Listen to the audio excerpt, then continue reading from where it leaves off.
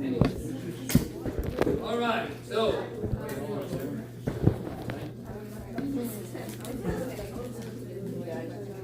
This is how we do it. This is how we do it.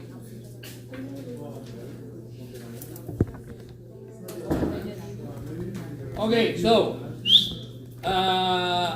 very quickly the anatomy of the lymphatic system. I kind of reviewed that the other day. What I'm going to ask you, I'm going to use that model over there on the wall there to ask you the lymphatics, the lymphatic chains. This model over here to ask you for the spleen, right?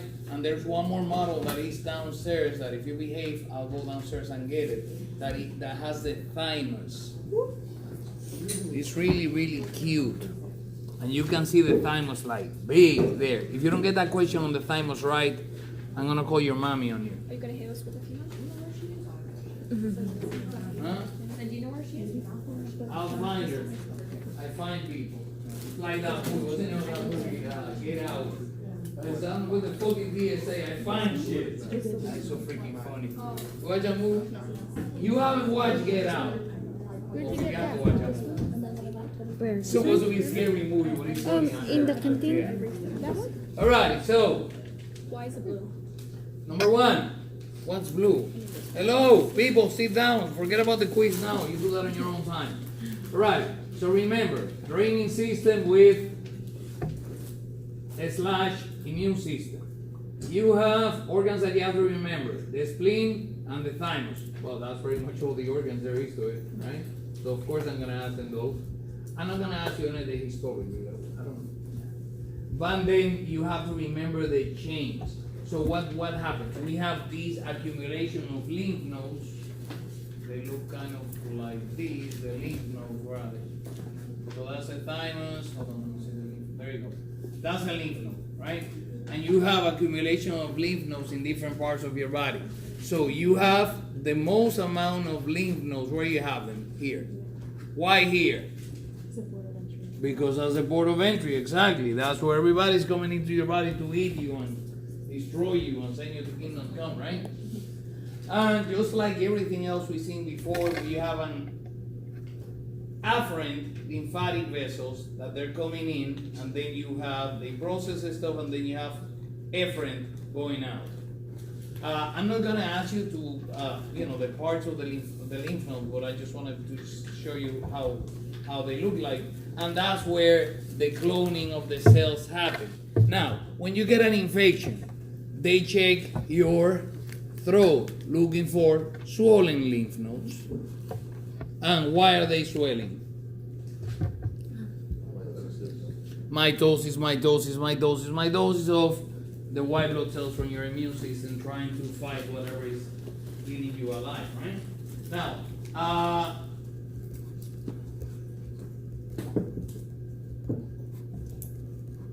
Now here you have, along with the capillaries from the blood system, you also have the lymphatic capillaries. And the lymphatic vessels, they're pretty much just like the veins, a little thinner even. And what they do in the end is that they come from all over the body and they drain into the subclavian veins, and then everything's mixed with the systemic circulation. And then you send that through the body and you pee the excess fluid, you get rid of the junk, that kind of stuff. And that's how they end. Right there. You see? Subclavian, right and left subclavian. Very cute. Now, the organs. You have the thymus. What did I tell you to do on the thymus? I was on that quiz I just gave you. The T cells, the maturation of the T cells. Now, some books are going to tell you that the thymus is going to get... I'm telling my mom to pick up my son. Right. No, look. Sure. That's fine. No problem. Imagine, we're going to have to compete with the cell phones, you say.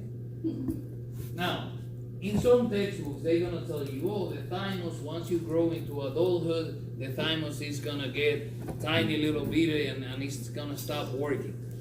There are other books that said otherwise, that the thymus keeps working. Why? Because you, even through adulthood, you're going to be exposed to new stuff. So imagine, when are you going to go without a thymus? You need that thymus to develop your T cells, right? Then we talked about those guys already. And then we got the spleen. The spleen is on that graph, on this model here that has the GI tract. When we do the exam on the GI tract on the final, I'm not gonna ask you anything about the spleen. Because the spleen is not really part of the digestive system. The spleen is part of your lymphatic system. What is the main function of the spleen? To get rid of who? The old red blood cells, exactly. And why is the spleen connected to the portal circulation?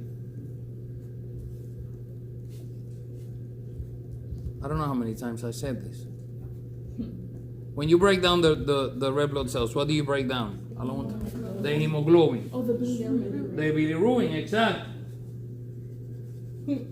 It's coming, right? So, you got the good old bilirubin. The bilirubin comes out of the spleen, goes into the liver, and the liver has to switch a molecule so you can get rid of it. When we get to the business of the GI tract, we're going to talk about liver disease, and you're going to see how the bilirubin builds up when you have liver disease. The bilirubin builds up when you have obstruction. Really cute stuff. So remember, the 5th of November. So there's not much about the spleen, just it has an artery and a vein, that's it. And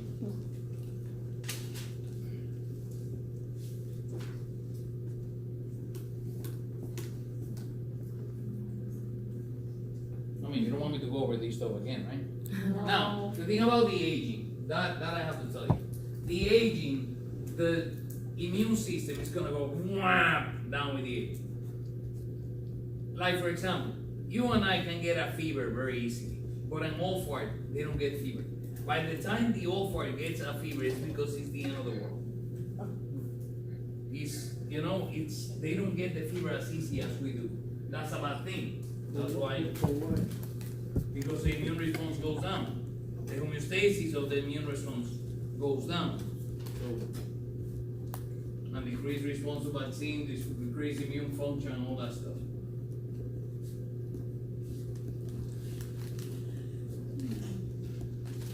There are 4 types I told you about that already, right? And we're gonna have a little matching on that exam. You don't have to worry about that exam until we come back from. I'm doing the closing on my house next Wednesday. Cool. But the official day of the closing is actually Thursday. I'm gonna do the walkthrough on Monday, and then I'm planning on. Well, I already reserved the truck with a couple of guys to help me out for Saturday. And luckily for us, we don't have class on Monday, so I can sleep. Huh? Yeah. Because it was halfway done. That's why they got me the good deal, because the house was halfway done. Okay, now we gotta breathe. You remember when you are taking microbiology, those crazy of you that are taking microbiology and anatomy too at the same time. There are people like that. Yeah. I know you are. Yeah, I got an email the other day from people telling me people are crazy. Now, I actually talked to an advisor the other day, and I told him, listen, what is it that, number one, why do students have to come straight from high school to my class? That's not right. Because I'm a scary guy, and I can scare these kids off very easily. Number two, it is a lot better, even though the nursing program is not requiring it, but it's very recommended that you take biology before you come to our class, you know? And number three, don't take anatomy and 20 other classes. You know, that's like some guy I had last semester.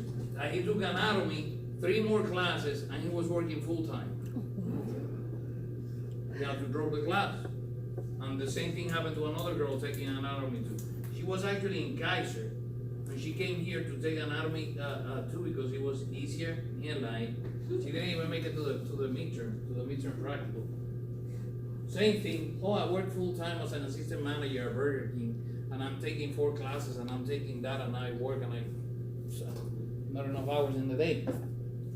When you take micro, they tell you micro that we have aerobic organisms and anaerobic organisms. So what does that mean? Exactly. You have organisms that they need oxygen, like us, and you have bacteria like the Clostridium, like the E. coli, that those guys they don't like oxygen. Right? So, since we need oxygen and we are so complex organisms because we have all these organ systems and all that stuff, we have a respiratory system. That's one of our organ systems.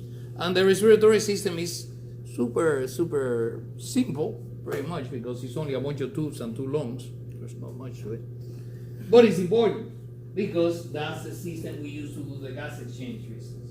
Now, why do we need the oxygen? To make what? ATP, exactly. Remember the triangle, the burning triangle. You burn glucose. Glucose is the fuel. You need oxygen and you need heat provided by the muscles.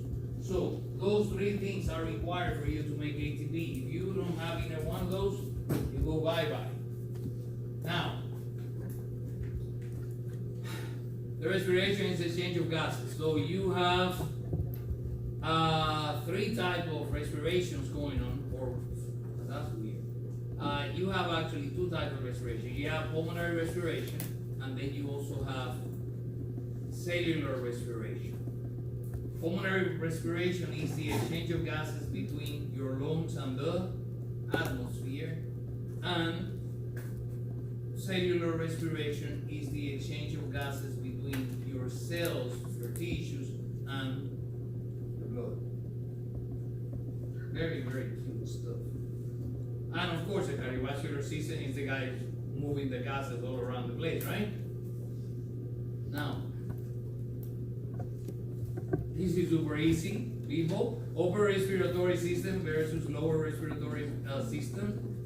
You're gonna hear the term all the time, upper respiratory infection, like your common cold or your flu, or you can hear lower respiratory infection, like bronchitis or pneumonia or pneumonitis or any of that stuff. Isn't that the cutest thing ever? Now, anatomically, you also, or functionally, I'm sorry, you talked about conduction, meaning a bunch of tubes, versus parenchyma, which is the tissue, the lung tissue. In the lung tissue is where the magic of the gas exchange is going on. The tubes is just tubes. There's nothing going on. So this is an overview of the whole thing. So something to it. Upper respiratory, lower respiratory. That's it. So you have a nasal cavity, starts here. Then you have a pharynx, a larynx, trachea. You have a carina. Here is the division of the trachea into right and left bronchus. And then you have your lungs. And the whole thing of the lungs and the tubes is a bunch of branches, like a tree.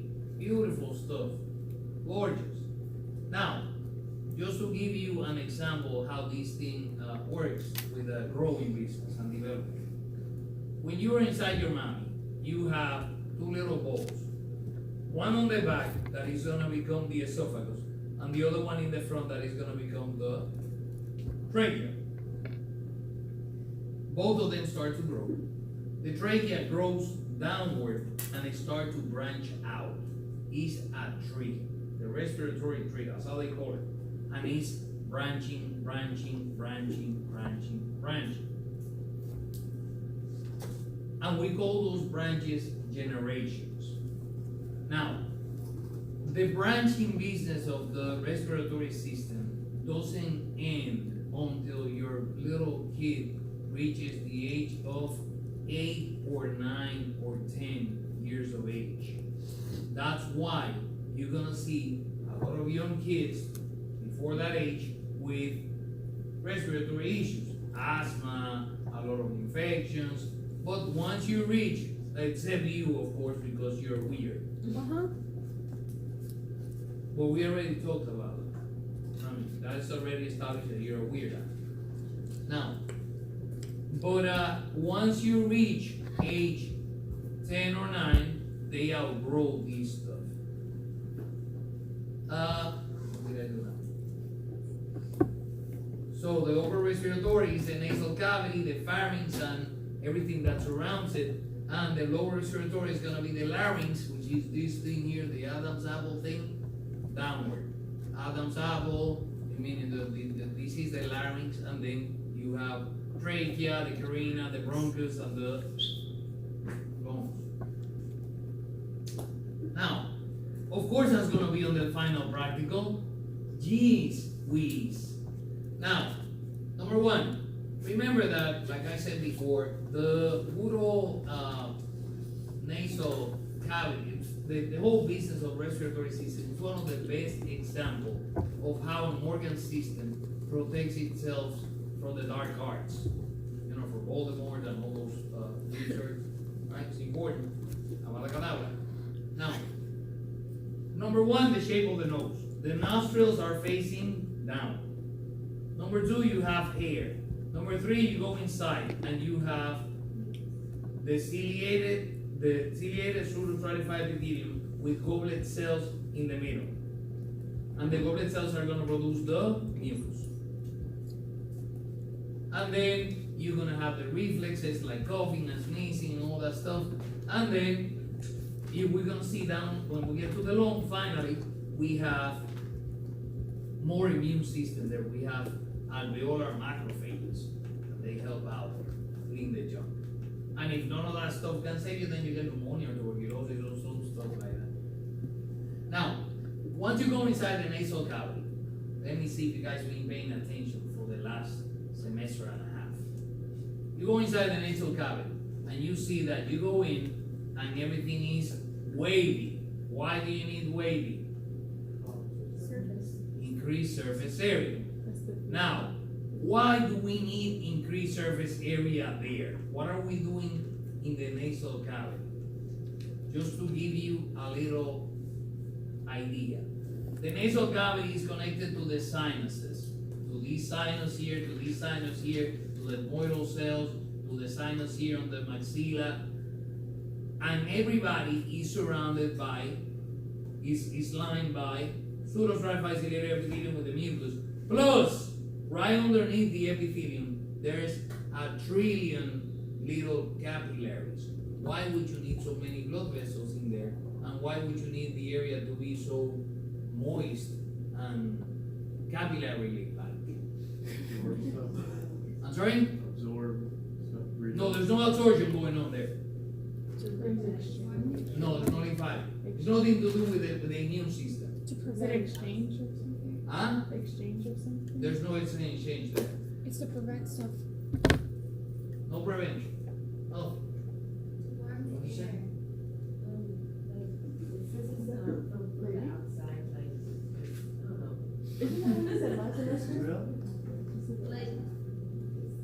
The one? You had an idea. I'm sorry? I'm sorry? She said Ah. like 7 times. So many times. Well, yeah, the things that she speaks like We very. have selective hair. Selective here. No, man, I have this one in front Yeah, of me. you You're all the way do. back No, there. no, because Yes. Carlos is right there. Number And he one. said many things before. You warm up the air, not the oxygen, the air. Because we don't breathe in oxygen. We selectively pick the oxygen here. This is what I need.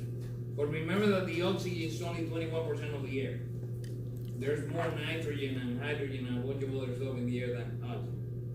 So number one, you warm up the air, and number two, you moisture the air. So some moisturizing / heating up system for your air. When you go visit your grandma at the hospital, you're gonna see that the guy's connected to a breathing machine or a ventilator or how you call it, a cannula or a mask. You're gonna see that they have the thing coming out of the line coming out of the wall, With some water. and they pass the line through a canister with water to moisturize. Because the dry air or dry oxygen can burn. Yeah. see, I'm not lying, right? I know my shit. Alright, so you have this wavy stuff. All that wavy stuff is always on the practical. I don't know why. What is in the practical? So, what is the name of this wavy stuff? The nasal conchae. So you have superior, middle, and inferior. The superior is part of what bone? What is the name of the bone that makes the superior part of the nasal cavity? The name of the bone that makes the superior part of the nasal cavity? Ethmoid. Ethmoid. Thank you. You have to speak like a man or like a woman. Like a woman. Big. Ah. So, the superior part is the ethmoid bone. Remember that here in this area where it says olfactory epithelium, who's there? The fibers from what nerve?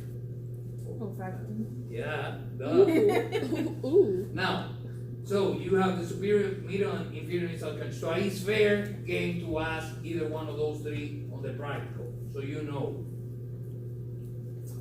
Then you're gonna have the external nares, internal, I don't know what that is. Then you have the pharynx, right here. All this stuff is the pharynx. There's a problem with the pharynx that we got screwed in the business of evolution. Then whales have it better than us. Whales have two tubes. One for eating, one for breathing. We breathe through the same tube as we eat. And that's a freaking problem. Why? Because we choke all the time. Right, but we still choke. You know? And that's an evolutionary boo-boo we got there. That's why when people say, oh no, I'm a creature of God, God made me this and this and that, then God is a really bad designer. He should have taken anatomy or something like that. Get it? I like that one. What? You think he will be here all week? What was that? Really good. I said, obviously he's a bad designer because he started with pen.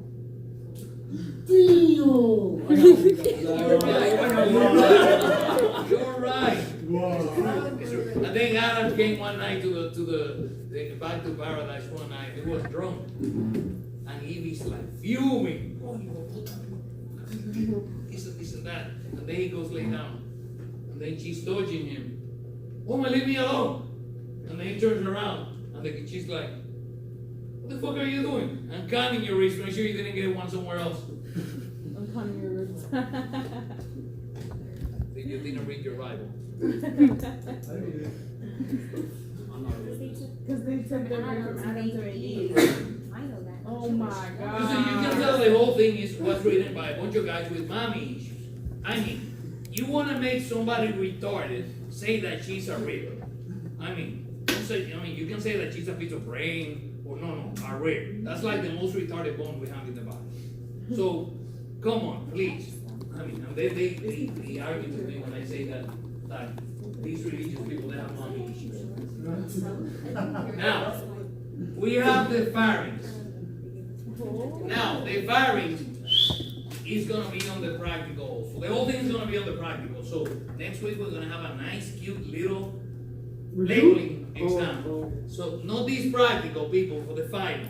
Remember that the practical we have in a week from today is going to be up to the lymphatic system. And I'm only going to ask you like 4 things about lymphatics. The cervical, the inguinal, the thymus, and the spleen. That's one, the axillary. No, this is for the final. No. The thing is that there's 2 chapters. There's 2 chapters. So Tuesday is a Labeling labeling exam for respiratory. For respiratory. For this? No, not that. I just put He said this this one chapter from for Canada. this one. Worked out better. Okay, so look at these guys. Who's this guy here? Remember that was on the final. And what is that for? The auxiliary lead. No, that's a part. Release one? Pressure. Pressure from where? From the air, from the outside. From where? From what part of the ear? Internal. External, middle ear, or internal ear? Internal. The middle ear, people. Everybody said internal. There's the, is it the ligament? Is it the ligament or something that releases pressure from the outside? Equalizes pressure from the outside? That's the one, that auditory tube. You just said it wasn't from the outside. I said No, from the it's no pressure from the outside. You equalize the pressure from inside of the middle ear to the pressure outside. It's not, you don't release pressure on the outside. Imagine you. Oh, try to no, release no, the no, I pressure from said the outside. equalize. I said equalize. You said that's the thing with the plane, right? The what? The thing when you go on a plane. When you're. Yeah, exactly. When you go on a plane, exactly. Is young. Right. So you start swallowing, and this thing goes, and then you equalize the pressure with the cavity.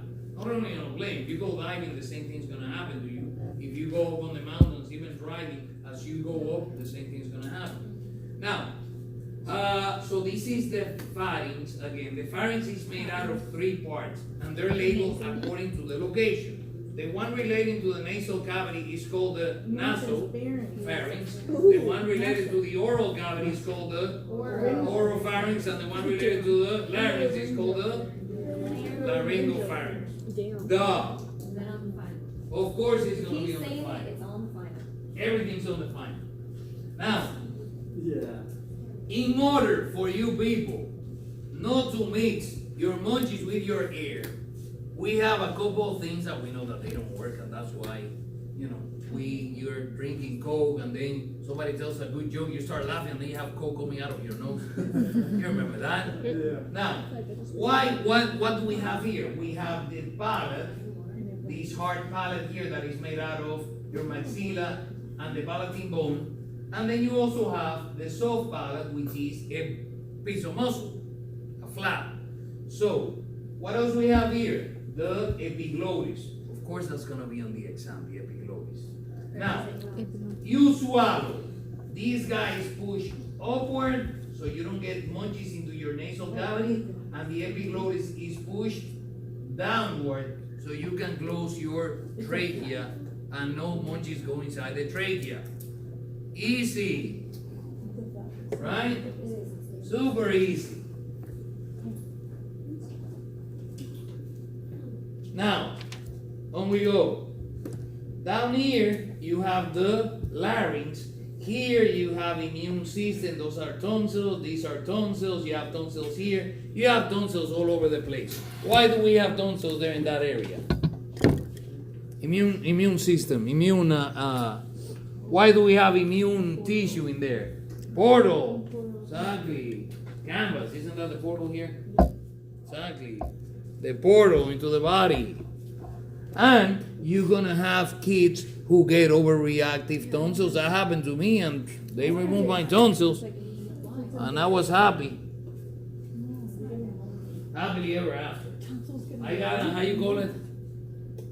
I was 5. Yeah, I was 5, and all I can remember is eating a lot of ice cream. But then I don't remember anything else. Now, the nose. The good old nose is. Well, let me see if I stand here. Go, The the good old nose. nose. Now I can't see. I know I'm big. The good old nose is made out of these very heavy cartilage, very strong, but you can break it easily, so it's not bad. Then you have the nasal bone up here. You have a little bit of fat here to make you look pretty. If you get a gig working as a nurse with babies, newborn babies, let's say you work in the neonate unit. I'm not talking about NICU, I'm talking about the neonate, the newborn babies that just got out of the factory. What is the first thing you do? You do the APGAR exam. There's a couple of things you do. And one of the things that you do, you have to check to make sure the kids are breathing the way they're supposed to breathe, right?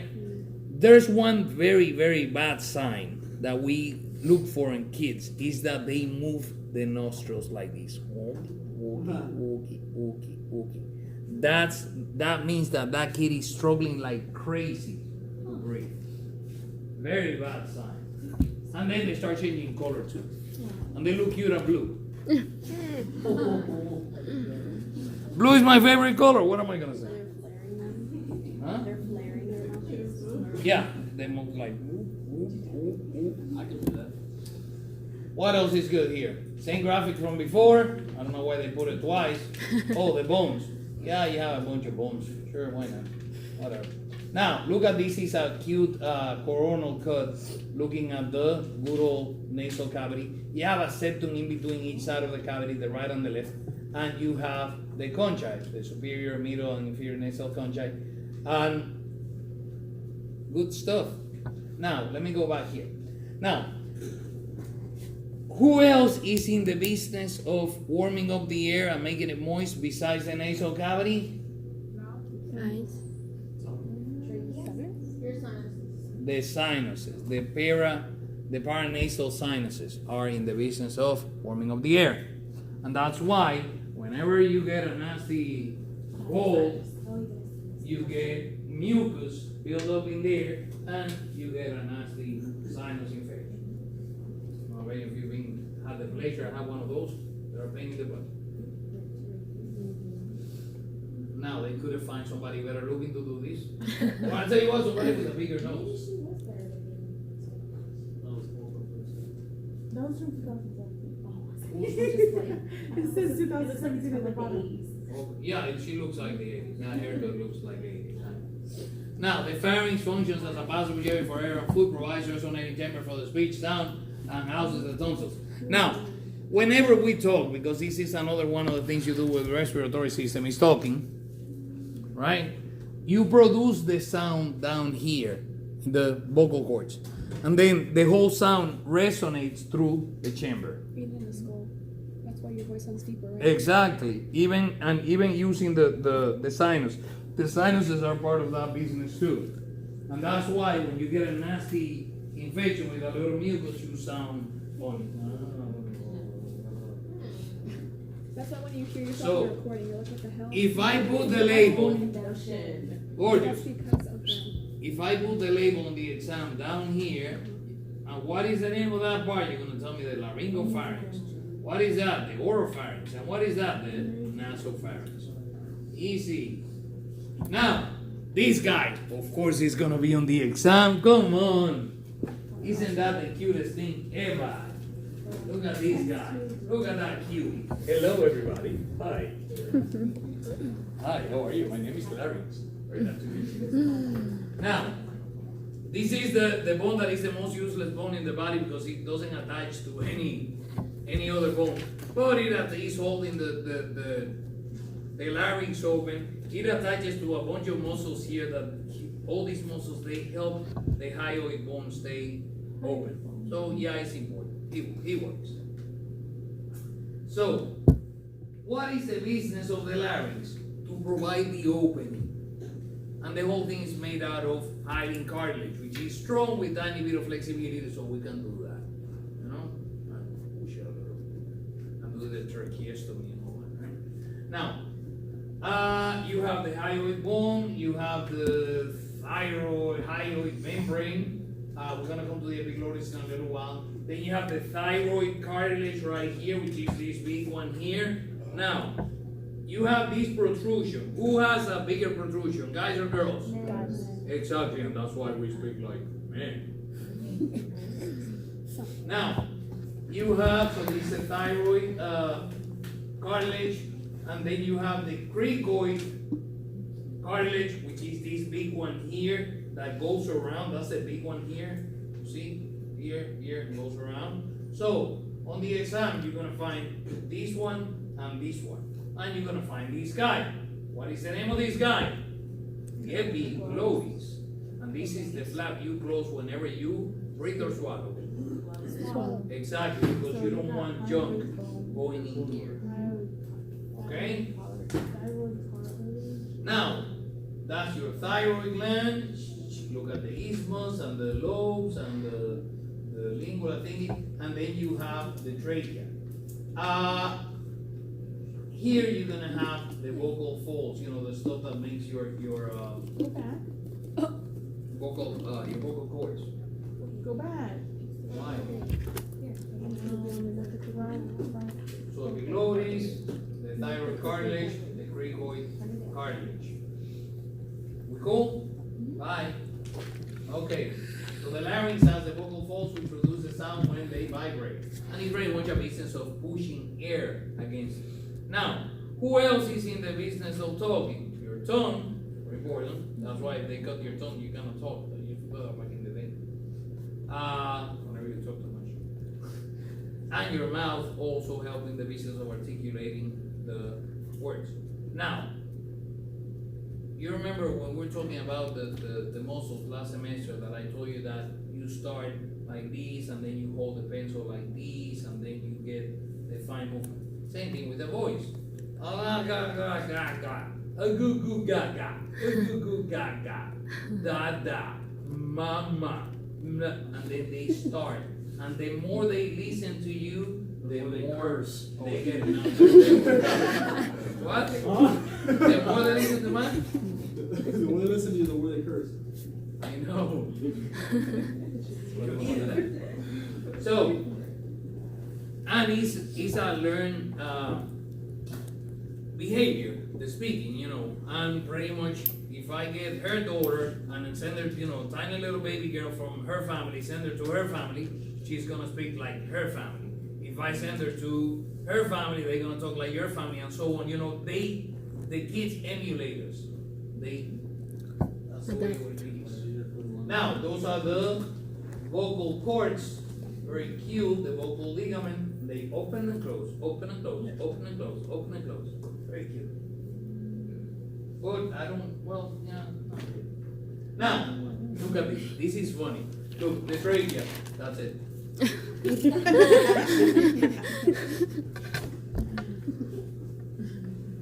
The trachea is a very important tool. Now, going back to the embryology business I was telling you about. The trachea is on the front and the esophagus is in the back. And that's super important. Why? Because what's more important, the air or the food? The air, right? We eat 3-4 times a day, but we have to breathe all the time. Now, number 2, the esophagus, look at it right here, is a tube made out of what?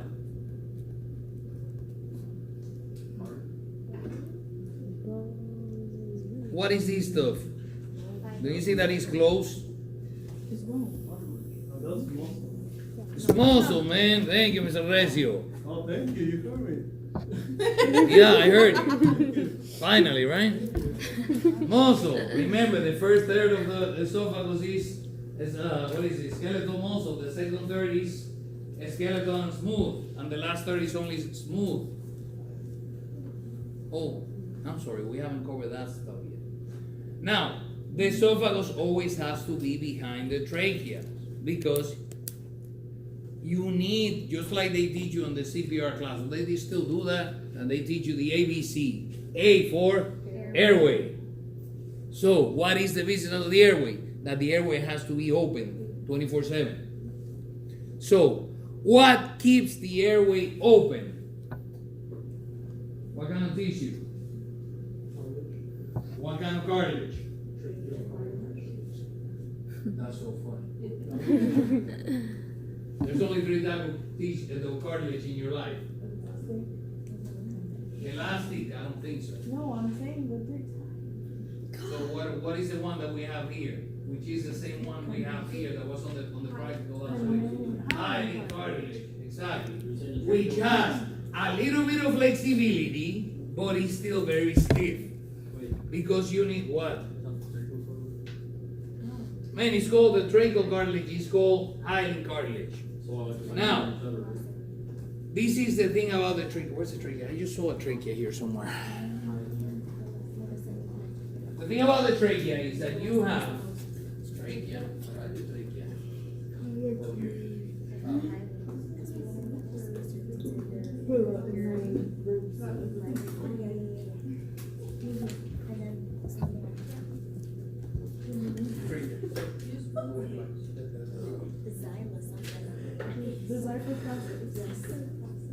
Thank you, sir. Now, the thing about the trachea is that if you look at the back of the trachea, it's flat. It's a piece of flat, smooth muscle. Now, the front of the trachea has a C-shaped ring made out of hyaline cartilage. we have some slides here, if you ever wanna look at them. That's when I'm gonna start doing it with students. I'm not gonna force anything on my students anymore. If you ever wanna look at the slides, you let me know. There are a very cute slide where you see the purple staining of the cartilage, and then as you move towards the lumen, you start seeing the pink pseudostratified ciliated epithelium. Really cute stuff. And then when you look at the back, then you see the muscle. Now, the trachea is a tube, and then it gets here, and it splits to right and left. So, what is the name of the split? The carina. So, this split here is called the carina. Please spell it. C-A-R-I-N. And look at the beautiful picture of the pseudostratified ciliated epithelium, and those are the goblet cells. Look at the goblet cells, aren't they cute?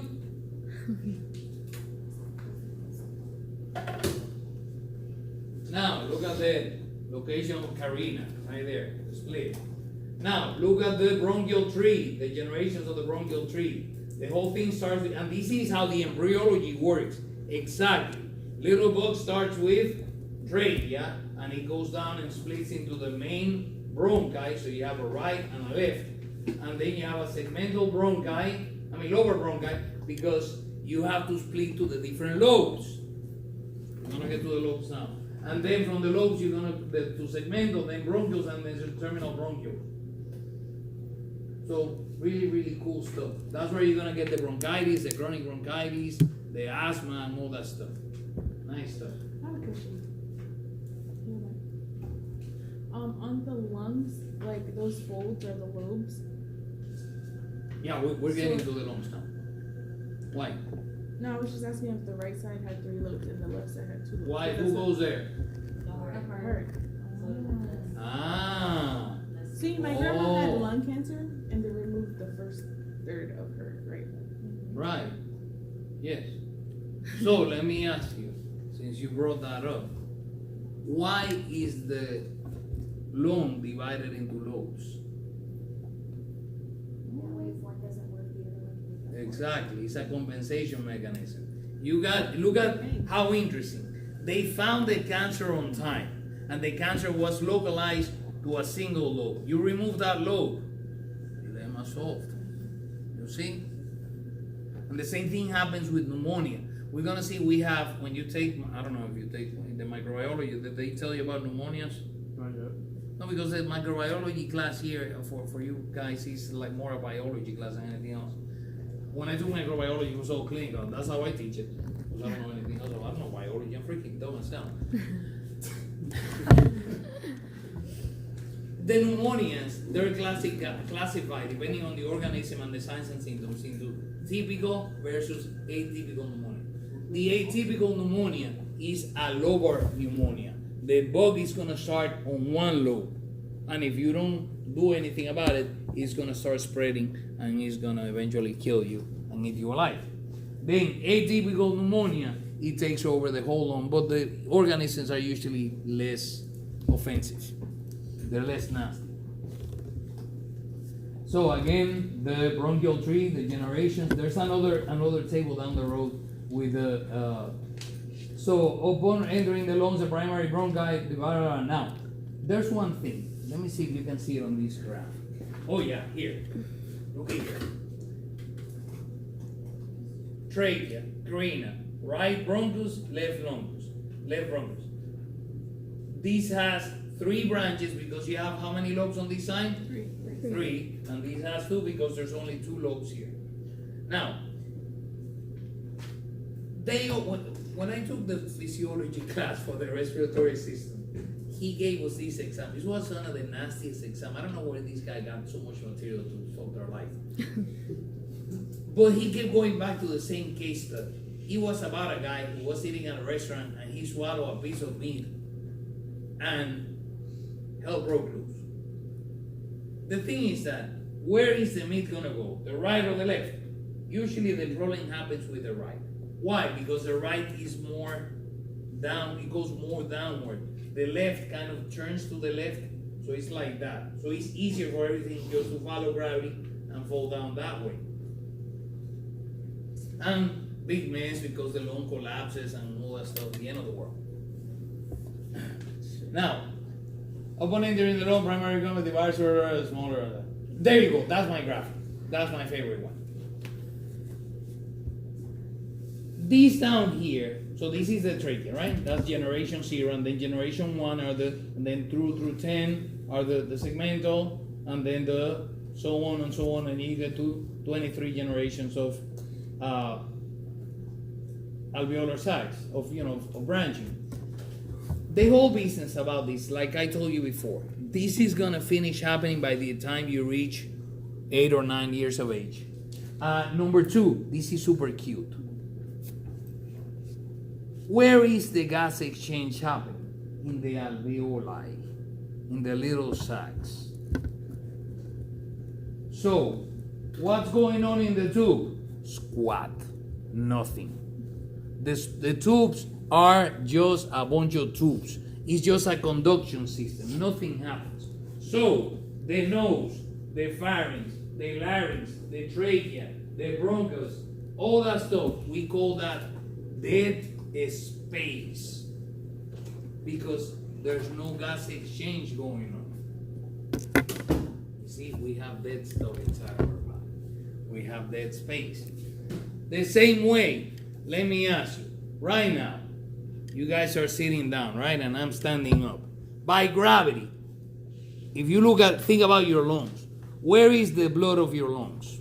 In the apex or at the base? The base, exactly. All the blood that goes inside of the lungs is down here. You don't have any blood in the apex because by gravity. So the apex, when you're sitting down, dead space as well, because there's no exchange. Even though you have alveoli there and everything, still no exchange. Very cute stuff. Does it go in there when you lay down then? Yeah, in that case, gravity is going to bring the blood down to the lungs. Yes, of course. And you see that a lot of old people have issues laying down, and they have to sleep with pillows because of heart issues or respiratory issues. They have to move the head a little. You know that, right? Are you one of those people? No, man, I sleep like an angel. Of course, I need to have a meeting with my wife before I go to sleep. Otherwise, I wouldn't be able to sleep. We talk the events of the day. Then you guys are so dirty-minded. I do. I thought it was when you said a meeting. Can't relate. Now, the good old lungs. So you have two lungs, right and left, and this is where the business of gas exchange is going on. Again, the lungs are just a bunch of branches, but towards the end of the branching, here, the alveolar ducts and the alveolar sacs, you're gonna have something that looks like that. And you see all those little bumps? Those are alveoli. So alveolus for one, alveoli for all the little bubbles. Now, I don't get it. Why would you have millions and millions of little bubbles instead of just having one big one? What's the big deal? Surface. It's all about surface area, man. You see? Why? Because you're stuck with your body. That's what you got. That's all you get. So what is nature doing? We have to make the most out of it. That's what the whole thing is all about. So instead of having one big ass alveoli, you have millions and millions of little alveoli, and you can have the gas exchange happen more efficiently. And then there's a disease where between the disease and the immune system and the smoking and all that stuff on the immune system, emphysema, they start destroying the alveoli, and you end up with big bags that are useless. You lose efficiency. You see? Cool stuff, huh? And you see them at the mall with the little canister breathing in the air, and then they go outside. Smoking. They go outside and smoke.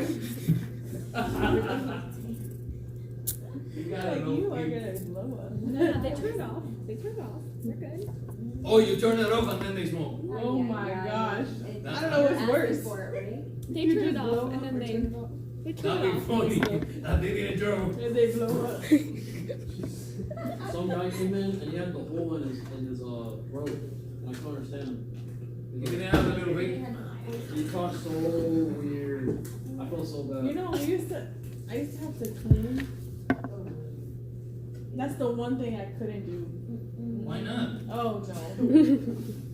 It just gets me. Come on. It gets me. Don't you have a little machine I know. thing?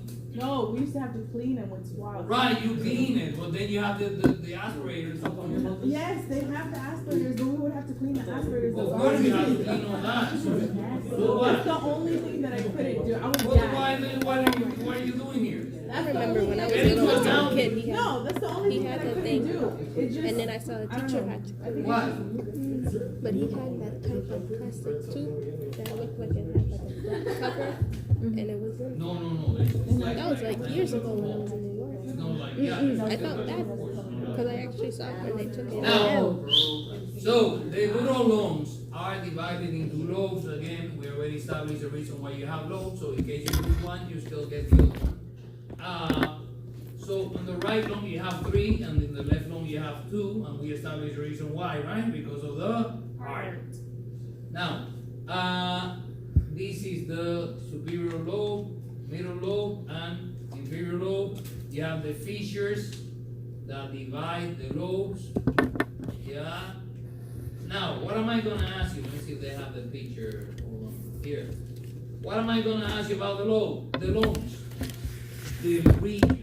So what is the name of the top? The tip of the thing? The apex. You know, just like the heart. Apex here. And what is the name of this part down here? The base. It's all about that base, No trouble. Then you have the fissures. In the left lobe, you have the oblique fissure. On the right lobe, you have the oblique fissure, and then you have a horizontal fissure. Very cute stuff. Then both lobes are gonna have a hilum, just like the kidney and the, what organ did we see? Had a hilum? Oh, we haven't gotten there yet. A hilum is pretty much an area of an organ that has, an area of a solid organ that has a bunch of tubes going in and out of the organ. And you see a hilum in the kidneys, you see a hilum in the lungs, you see a hilum, for example, on the lymphatic, on the spleen. See, the spleen has a little hole where you're gonna have the vessels going in and out.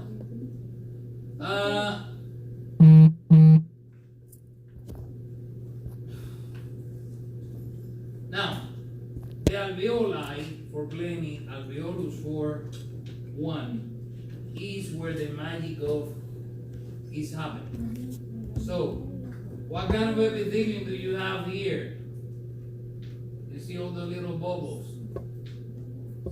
What kind of epithelium? Just one simple layer.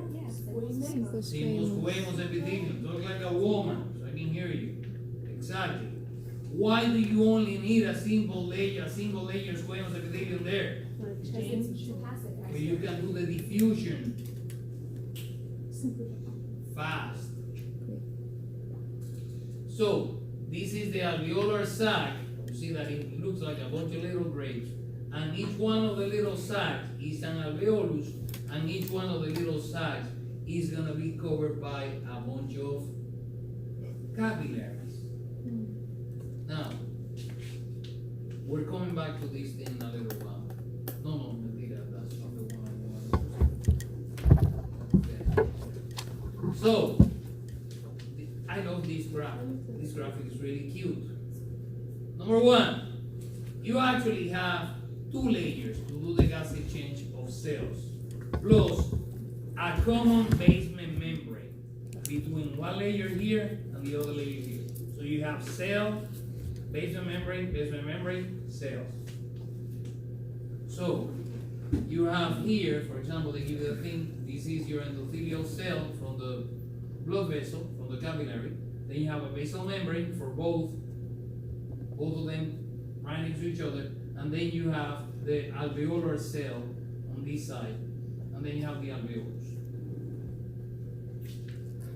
How do you move the gas from one side of the membrane to the other? By simple diffusion.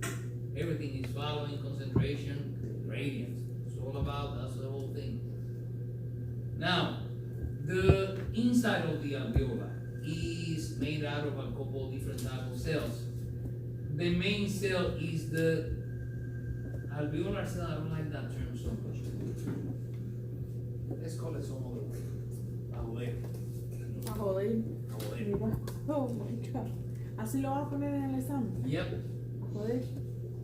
I can't see it. That's how it's gonna Yeah, I know.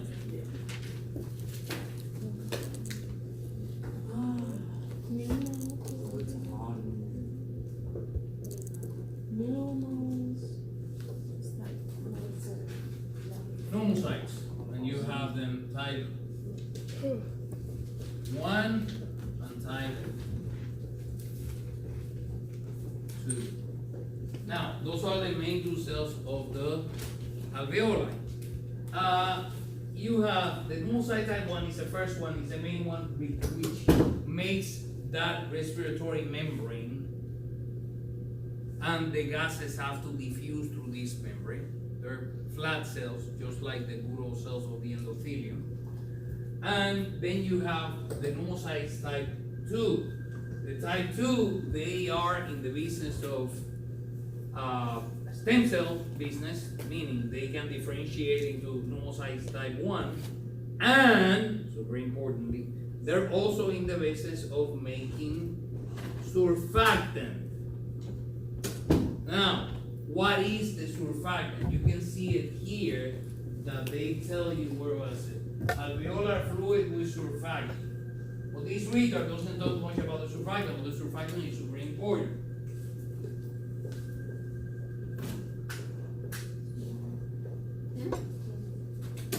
Now, what is a surfactant? The surfactant is a fluid. It's an oily kind of substance that is gonna provide a thin little bitty viral membrane of fluid, this oily substance, to the alveoli, to every single one of those alveoli. Why do you need that? Because this is gonna help you keep what we call surface tension, meaning it's gonna help keep the alveoli open. Because there are forces, the dark side of the force, that are trying to close that alveoli. And if you close the alveoli, you collapse that long, you're not going to do anything with it. So, this surfactant is in the business of keeping surface tension, to keep the surface open, so you can do the gas exchange. You're going to have premature babies that are born without surfactant. Super nasty situation, but very easy to fix. A little pricey, but easy. What do? They intubate the kids and they spray it. With the surfactant, dilemma solved. I think that's what happened to my cousin, her daughter. I think that she was born without surfactant. And then it stays there forever? No. The thing is that it's not that it stays there forever. The thing is that her lungs, since she was a preemie, were not developed enough to make the surfactant. Once she reaches enough, a few more days, then she's gonna start making her own surfactant. A month or so, whatever. On we go. Now, so this is alveolar type 1 pneumocyte, and then you have up there the type 2 pneumocyte, and then you have my favorite body here, the alveolar macrophage. Now, let me see if you guys been paying attention to all this bullshit I've been telling you for the past 2 months. Where that cell came from, that alveolar macrophage. This guy's gonna make me cry. You say monocyte? I love you, man. I love you. For real. Yes, it used to be a monocyte. Remember, monocytes leave the bloodstream and they go live in places and they become security guards. And they are in the business of, who the hell are you? Ra-ta-ta-ta-ta-ta-ta. What? No? We've all got it at least once. Exactly. Now, what else is good here? Again, simple diffusion, simple diffusion, simple diffusion. The right side of the heart, what color is it? Red or blue? Blue. Carajo. And that's gonna send the blood to the lungs. It's blue because it has A high concentration of what? And a low concentration of? Exactly. When they get to the alveoli, the capillaries of the alveoli, what's gonna happen? You have a lot of CO2 in the capillary, a little bit of CO2 on the air that you breathe in from the atmosphere. And you have a little bit of oxygen in the capillary and a bunch of oxygen on the air from the atmosphere. So, by simple diffusion, whoop, they exchange. And the same exact thing is gonna happen with the capillaries at the level of your tissues. We talked about that already, right? That was a question on that exam I gave you the other day that was so nasty. Wasn't it beautiful? I know, I'm an asshole. And I'm gonna go to hell, that's the best part.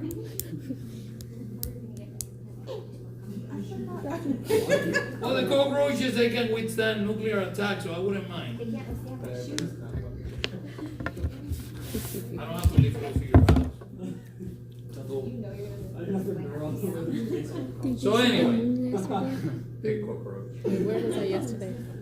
Yesterday. so was- then the blood keeps moving and it keeps coming back, keeps moving, keeps coming back. This whole business is gonna happen over and over and over until the day you drop dead. That's how it works. was it- Any questions about that It's right beautiful there. graphic? I love that graphic. It's so yummy.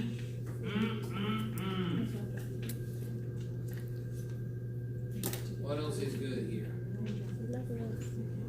Hold on. Yeah, we're getting to that. That's the physiology part. So one more thing I need. Here, the pleural cavity. The pleural cavity, which even though it's not very well presented here, yeah, right here, kind of, sort of. Yeah, sure, why not? Now, the pleural cavity is important because the pleural cavity is what provides enough space for the lungs to expand. Now, the pleural cavity has a little tiny bitty bit of fluid that acts as a lubricant. And the excess fluid is always being drained by who? The lymphatic system. Exactly. Wow. Love you. Now, you have a layer of pleural that is surrounding the lung. We call that visceral pleura. Just like the visceral pericardium. Same squad, same thing. And then you have a layer of pleura that is surrounding the thoracic cage. And we call that parietal. And we're gonna see that when we get to the next unit on the GI tract. Parietal peritoneum, visceral peritoneum. Same thing, it's all the same everywhere. So just remember those terms. Now, you get a patient with that. Who was it that you told me had pneumonia? My great grandma. Huh? My great grandma. And let's say that is she still there? The one that I take care of. Oh, she's your great grandmother. Okay. I never met my great grandparents. Because back in the day we didn't have She's great only grandparents. 82. They usually die before we got there. Yeah, my great grandmother's 82. Well, I don't have any grandparents. They all four of them died. Now, anyway, Genetic. I know.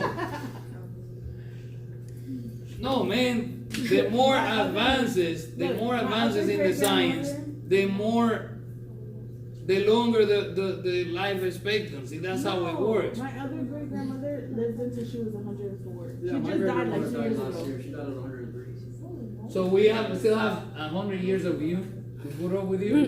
That's freaking scary, man. Yeah.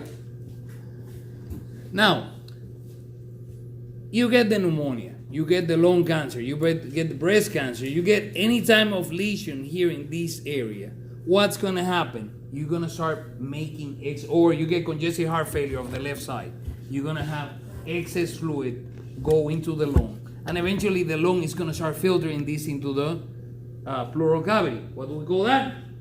Pleural effusion. Now, is that good or bad? Super bad, because you have now this excess of fluid that is not letting your lung expand. That's not good for business. That's actually bad for business. We cool? What is the crackling sounds that you hear when you like? Yeah. Rails. We have different type of sounds. We have rails, we have roncas. It depends on what's in there. The rails are more like a watery sound, I think it is. It's supposed to sound.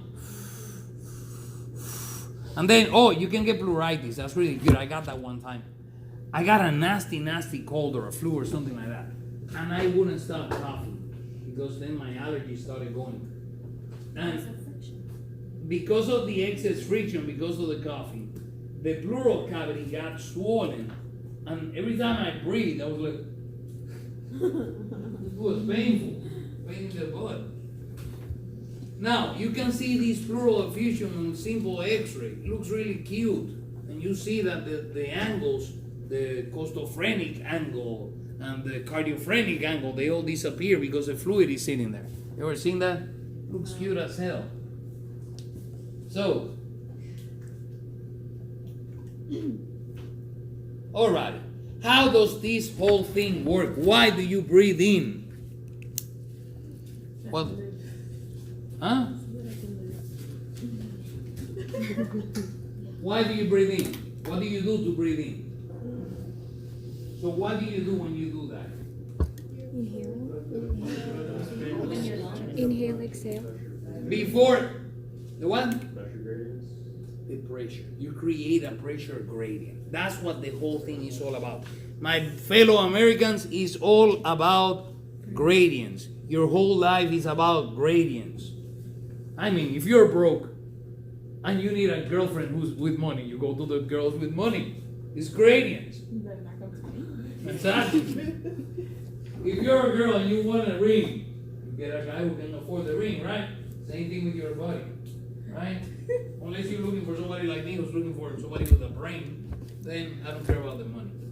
Now, you create a gradient. So what is the muscle that you contract to create that gradient? The diaphragm, exactly. You contract the diaphragm and you create a pressure gradient, meaning negative pressure. You create a vacuum inside of your chest. And that vacuum is going to pull air from the outside. And remember what we said when we're looking at the previous chapters. It's also going to pull what from your legs? Blood, exactly. Yes, your thoughts betray you. So, and when I'm talking about pressure gradients, what am I talking about? At sea level, the atmospheric pressure is what we're talking about. The atmospheric pressure at sea level is 760 millimeters of mercury. When you create your negative gradient, the pressure inside the thoracic cavity is going to go down to, I don't know, 753, 754, around there. And that negative gradient is going to pull the air, expand the lungs. Now, the business of breathing in is a completely active process. So I'm going to give you the example of you, my fellow Americans, right now. You guys are just sitting on your butts on the complete business of the parasympathetic mode, right? So, you breathe in, you work the diaphragm to breathe in. But then the breathing out, just let go. So what happens? You have two forces going in. Number one, the contraction. And then you relax. And how will the lungs get rid of the air?